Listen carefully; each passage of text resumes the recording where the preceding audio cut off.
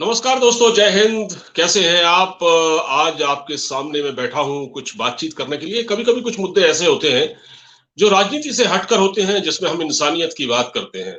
और आज इसी संदर्भ में बातचीत करना जा रहा हूं टर्की की। टर्की, जैसा कि आपने देखा होगा, टर्की में 7.8 की तीव्रता का जबरदस्त भूकंप आया है। टर्की तबाह हो चुका है, टर्की की इमारतें हिल गई, बहुमंजिला इमारतों से लोग निकल निकल कर भागने लगे, बच्चे चीखने लगे, बदहवास हालत में लोग इधर से उधर भाग रहे थे, कहीं कोई चारा नजर नहीं आ रहा था। अब भारत सरकार ने, यानी प्रधानमंत्री नरेंद्र मोदी ने एक बार फिर से दरियादिली दिखाई है। प्रधानमंत्री नरेंद्र मोदी ने आफत और दुख की इस घड़ी में टर्की के साथ सॉलिडेरिटी दिखाई है और उनको मदद देने का पूरा आश्वासन दिया है। कहा है हर तरह की मदद भारत सरकार टर्की को देगी, चिकित्सकीय मदद होगी, उसमें एनडीआरएफ की टीमें भेजी जा रही हैं और सामान, जरूरत का सामान भी भारत भेजेगा और भी जो मदद हो सकेगी भारत सरकार करेगी। अब आप पूछेंगे कि टर्की तो हमेशा भारत के खिलाफ बोलता रहा है, टर्की अंतर्राष्ट्रीय मंचों पर पाकिस्तान की तरफदारी करता रहा है, तैयब एर्दोगान का रवैया भारत के साथ दुश्मनी वाला रहा है और लगातार यूएन में अपनी स्पीच पर, और फिर जब वो पाकिस्तान भी आए तब भी उन्होंने भारत के खिलाफ स्पीच दी।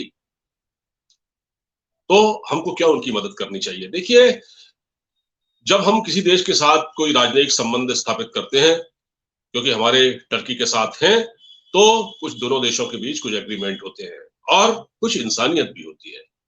ठीक है, इस वक्त टर्की मुश्किल में है, एर्दोगान और उनकी सरकार मुश्किल में है। जिस तरह की तबाही का मंजर टर्की में दिख रहा है, उसको कोई भी देखेगा तो वो हिल जाएगा, अंदर से वो दहल जाएगा, उसकी आंखों में पानी आ जाएगा, आंखें नम हो जाएंगी।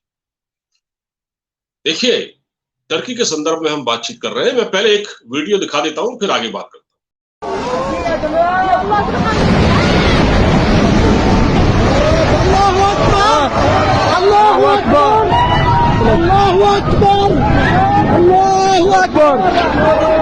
तो आपने देखा ये वीडियो, किस तरह से इमारत भरभरा कर गिरी, किस तरह से लोग बदहवास हालत में भाग रहे हैं इधर से उधर।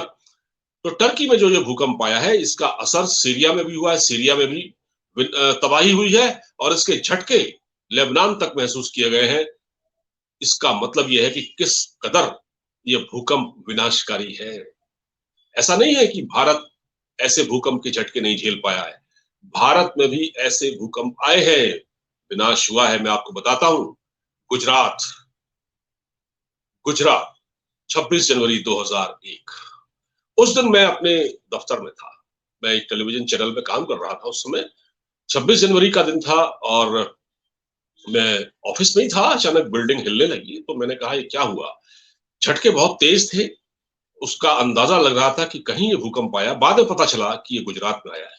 गुजरात के कच्छ में भूकंप जो आया था, भुज और कच्छ में, उसमें कितनी तबाही हुई थी। 185 बच्चे उसमें मारे गए थे, बहुत सारा नुकसान हुआ था, बहुमंजिला इमारतें गिर गई, बहुत नुकसान हुआ जिसका हम बयान नहीं कर सकते। उसके अलावा भारत में 20 अक्टूबर 1991 को 20 अक्टूबर 1991 को उत्तराखंड के उत्तरकाशी में भूकंप आया था। नेपाल में 25 अप्रैल 2015 में, और उत्तरकाशी में जो भूकंप आया था और नेपाल में जो 25 अप्रैल 2015 में भूकंप आया, उसमें भी बड़ी भारी तबाही हुई थी। भारत ऐसे भूकंप के झटके झेल चुका है। इन भूकंप के झटकों के लिए भारत, इन जो जो ये जो टर्की में जो मंजर दिखा है, वो भारत के लिए बहुत बड़ा लेसन है। देखिए, जापान जैसे देश में भूकंप आते हैं लेकिन वो उनको बहुत कैजुअली लेते हैं। जापान में लोग कहते हैं कि उन्हें डर तो तब लगता है जब सुनामी आती है, भूकंप से वो नहीं डरते, सुनामी से डरते हैं।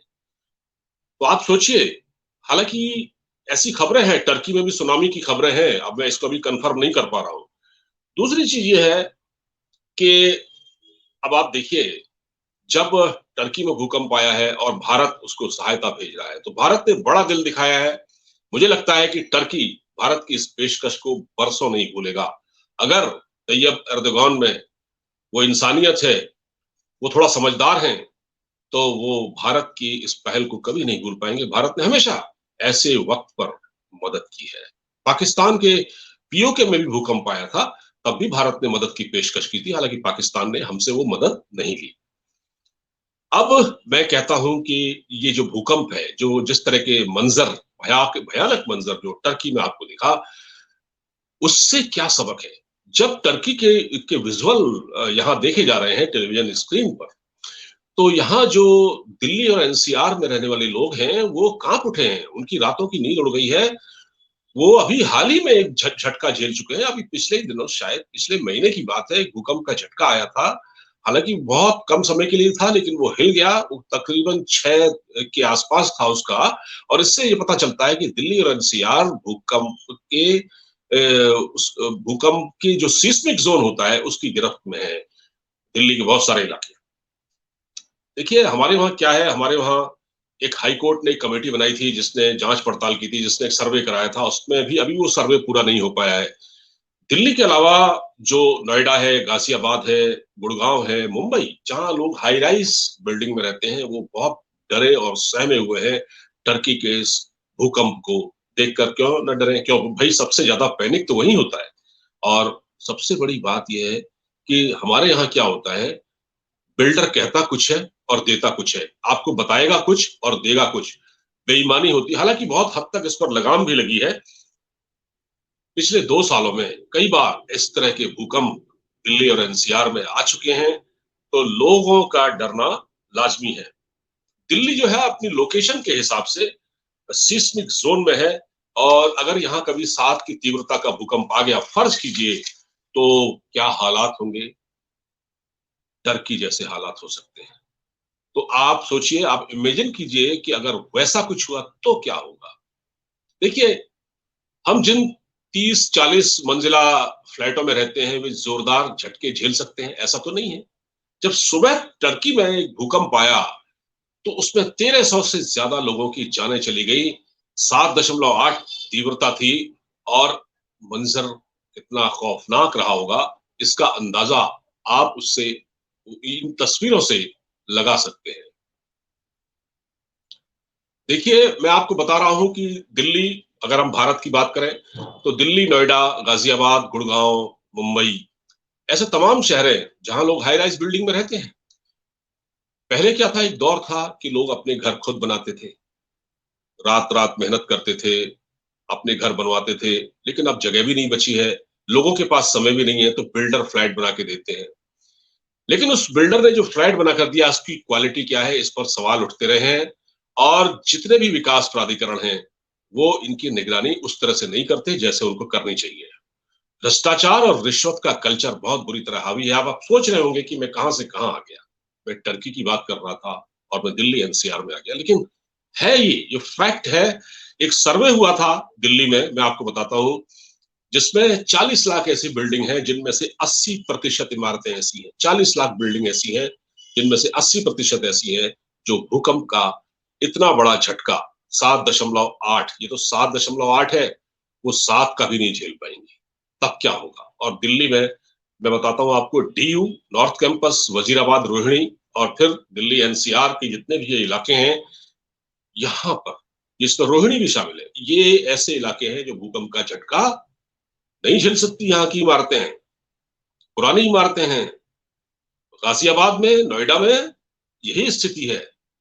और लोग एक एक ईंट की दीवार पर इमारत खड़ी कर देते हैं, लेकिन कोई देखने वाला नहीं है। खुद लोग क्या करते हैं, मैंने देखा है लोगों की मेंटेलिटी क्या है। लोग जो 3 फ्लोर पर रहते, जो जैसे कोई इमारत 3 फ्लोर की है, उसमें 3 फ्लोर है, तो 3 फ्लोर में जो सबसे टॉप पर रहता है, वो ये समझता है कि ये मेरा है, तो वो ऊपर एक हिस्सा उसका उठा देता है। तो आपकी जो बुनियाद है, तो वो तो उतनी रही ना, जो नींव पड़ी वो तो उसी हिसाब से 3 फ्लोर के हिसाब से पड़ी। जब आपने उसमें चौथा फ्लोर बना दिया गैर कानूनी तरीके से, पुलिस की मिली भगत के साथ या अथॉरिटी के कुछ भ्रष्ट अधिकारियों के साथ मिलकर रिश्वत देकर अगर आपने ये बना लिया है, तो समझ लीजिए कि कयामत आने वाली है। फिर अगर कभी भूकंप आया, तो वो झटका नहीं झेल पाएगी इमारत। ये तय बात है। इसलिए भारत में इस चीज को बहुत गंभीरता से लिया जाना चाहिए। मैं जिक्र कर चुका हूं 26 जनवरी को जो भुज में भूकंप आया था, गुजरात में। और उसके बाद 26 जनवरी 2001 को, उसके बाद उत्तरकाशी में आया था। उत्तरकाशी में आया था 1991 में। और नेपाल में, पड़ोसी देश नेपाल में 25 अप्रैल 2015 को तकरीबन 50,000 घर कच्चे पक्के उसमें गिर गए थे, कुछ होटल भी गिरे थे, उसमें भारत ने बड़ी मदद की थी। लेकिन भारत मदद तो करे, ऐसे देशों को हमारे प्रधानमंत्री मोदी मदद करें, भारत सरकार मदद करे, इंसानियत के नाते हमारा फर्ज भी बनता है, हमको करनी चाहिए। लेकिन अपने देश में क्या हो रहा है, क्या हमने गुजरात में आए भूकंप के बाद, क्या हमने उत्तरकाशी में आए भूकंप के बाद, क्या हमने नेपाल में आए भूकंप के बाद अपने वहां जो इंफ्रास्ट्रक्चर है उसकी मजबूती पर कभी ध्यान दिया? हालांकि इस तरह की गाइडलाइन है कि अब ये गुजरात भूकंप के बाद ही हुआ कि जो बिल्डर्स हैं उनसे कहा गया कि खासकर जो भूकंप रोधी सामग्री यानी इमारतें भूकंप रोधी बनाई जाए जो कम से कम एक एक हद तक एक झटका झेल सके। लेकिन यहाँ तो हालत ऐसी है ही नहीं। जरा सा भूकंप आता है तो टेलीविजन चैनल पर ब्रेकिंग न्यूज चलने लगती है, भूकंप से इमारतें हिली, पैनिक हो गया, लोग घरों से बाहर निकल आए। तो ये परेशान होने वाली बात है। आज हम टर्की को देखें, टर्की में क्या हो रहा है, टर्की में जिस तरह से नुकसान हुआ है वो अकल्पनीय है। और देखिए उसके बाद भी 7.8 का झटका खाने के बाद भी, उसके बाद भी आफ्टर शॉक्स आए, यानी उसके बाद भी भूकंप आया, फिर 7 का आया, फिर दो बार करीब 6 रिक्टर स्केल पर 6 तीव्रता का भूकंप आया। ये क्या है?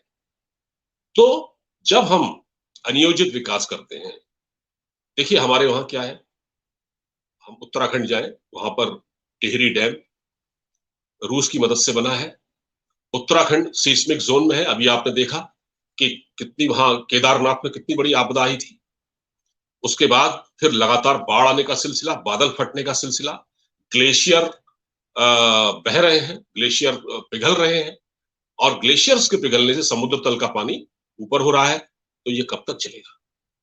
कहीं तो हमको कोई कुछ तो बैलेंस करके चलना पड़ेगा ना, कुछ तो चेक एंड बैलेंस रखना पड़ेगा ना, वरना हम ऐसे नजारे फिर देख सकते हैं। एक बार फिर मैं आपको टर्की की एक वीडियो दिखा रहा हूं और उसके साथ आपको मैं छोड़ जाता हूं। मुझे इजाजत दीजिए, नमस्कार।